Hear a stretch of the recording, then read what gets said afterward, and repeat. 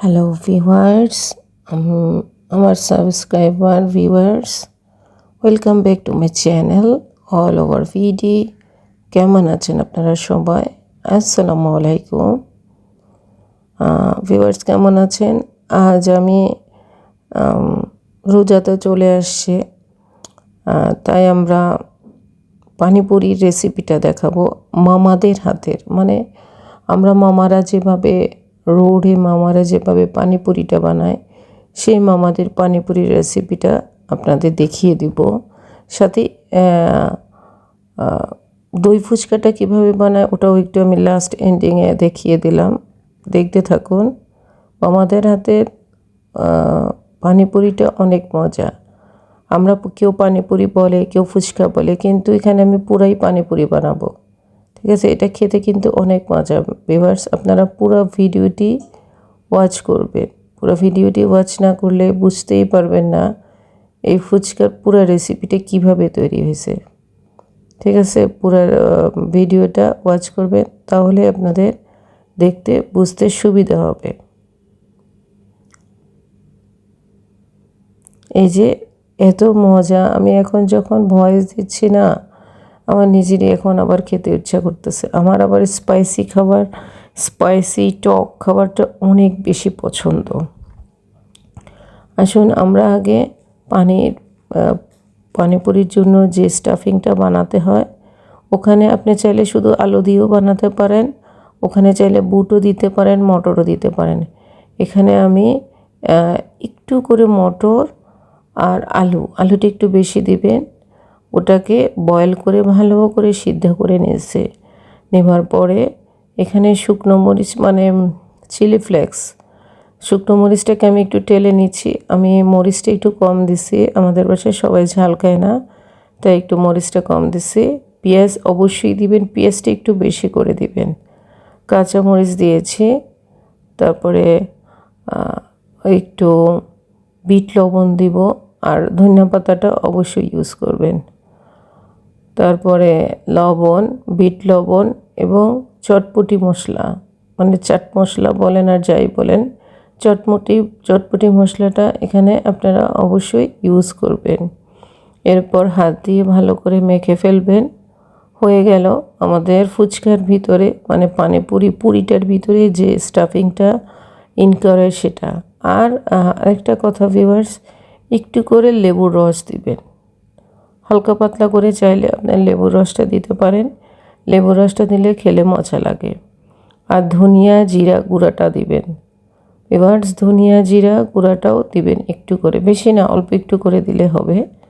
ব্যাস হয়ে গেল আমাদের চটপটির ভিতরে যে স্টাফিংটা হয় ওটা।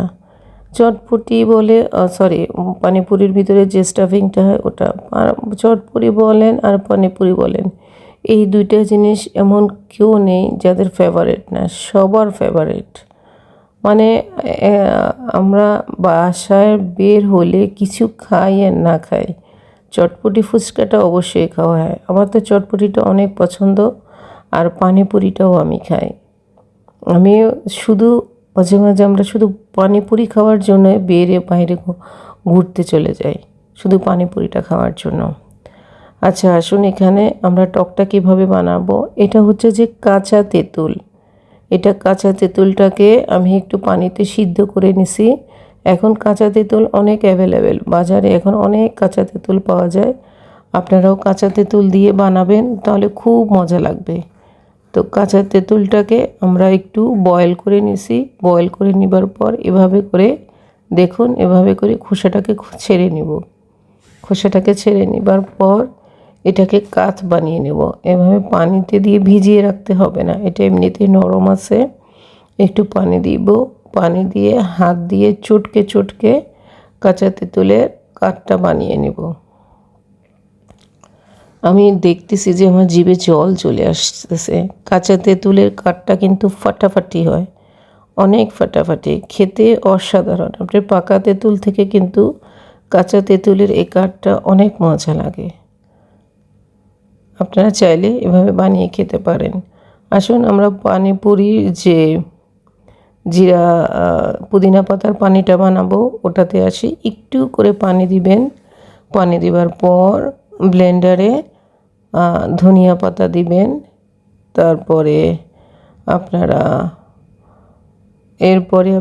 একটু আদা বাটা, একটু রসুন বাটা, হাফ টিস্পুন থেকে কম একটু আদা বাটা, হাফ টিস্পুন থেকে কম একটু রসুন বাটা। চাইলে কাঁচা রসুন, কাঁচা আদা বাটাও দিতে পারেন, কোনো সমস্যা নাই। আর আমি এখানে যে পাউডারটা দিছি এটা হচ্ছে যে পুদিনা পাতার পাউডার। আমার বাসায় আমি পুদিনা পাতা আনছিলাম, পুদিনা পাতাগুলি তাড়াতাড়ি নষ্ট হয়ে যায়, তো আমি ধুয়ে শুকিয়ে নিছি। ওই পুদিনা পাতার পাউডারটা আপনারা ইউজ করবেন। পুদিনা পাতার পাউডারটা দিয়ে দিলাম, ব্যাস। পুদিনা পাতা দেওয়া আর পুদিনা পাতার পাউডার সেম কথা। এখানে একটা স্মেল ফ্লেভারের জন্য আমরা ইউজ করি। লবণ দিলাম, ধনিয়া জিরা গুঁড়া দিলাম, তারপরে আদা রসুন তো দিয়েছি, একটা কাঁচামরিচ দিব, ঝালটা আপনার পছন্দ মতন। চিনি দিব, অবশ্যই চিনিটা ইউজ করতে হবে। চিনি দিব, চিনিটাও আপনার পছন্দ মতো, আপনার বেশি খেতে চাইলে বেশি দিবেন। চিনিটা 1 টেবিল স্পুন দিবেন।